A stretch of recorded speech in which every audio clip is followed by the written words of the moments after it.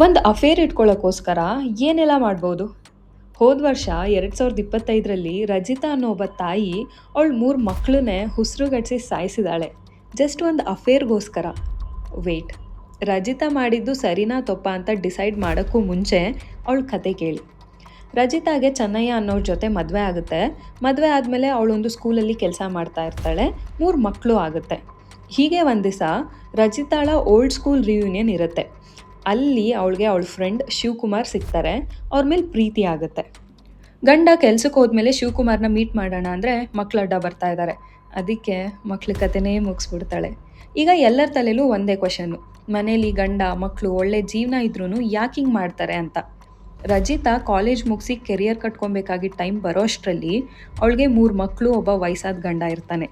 S, ರಜಿತಾಗೆ 18 ವರ್ಷ ಇದ್ದಾಗ 38 ವರ್ಷ ಇದ್ದಂಥ ಚೆನ್ನಯ್ಯ ಅನ್ನೋರ ಜೊತೆ ಅವ್ರ ಮನೆಯವರು ಫೋರ್ಸ್ಫುಲಿ ಮದುವೆ ಮಾಡ್ತಾರೆ. ಆ ಕಾರಣಕ್ಕೆ ಅವಳಿಗೆ ತುಂಬ ಬೇಜಾರಿರುತ್ತೆ ಆ್ಯಂಡ್ ಎಲ್ಲೋದ್ರೂ ಅವಮಾನ ಆಗ್ತಾ ಇರುತ್ತೆ. ಅವಳ ಫ್ರೆಂಡ್ಸ್ ಹಸ್ಬೆಂಡು, ಕೊಲೀಗ್ಸ್ ಜೊತೆ ಎಲ್ಲ ಕಂಪೇರ್ ಮಾಡ್ಕೊತಾ ಇರ್ತಾಳೆ. ಚೆನ್ನಯ್ಯ ತುಂಬ ಹಳೆ ಕಾಲದವನ ಥರ ನಡ್ಕೊತಾ ಇರ್ತಾರೆ. ಅದೇ ಟೈಮ್ಗೆ ಶಿವಕುಮಾರ್ ಸಿಗ್ತಾನೆ. ಲೈಫ್ ತುಂಬ ಕಲರ್ಫುಲ್ಲಾಗಿ ಕಾಣಿಸೋಕ್ಕೆ ಶುರು ಆಗುತ್ತೆ. ರಜಿತಾ ಹೇಗೆಲ್ಲ ಪ್ಲ್ಯಾನ್ ಮಾಡಿದ್ಲು, ಹೇಗೆ ಸಿಕ್ಕಾಕೊಂಡ್ಲು, ಫುಲ್ ಆ್ಯಂಡ್ ಡೀಟೇಲ್ ಸ್ಟೋರಿ ನಮ್ಮ ಕನ್ನಡ ಟೇಲ್ಸ್ ಯೂಟ್ಯೂಬ್ ಚಾನಲಲ್ಲಿದೆ.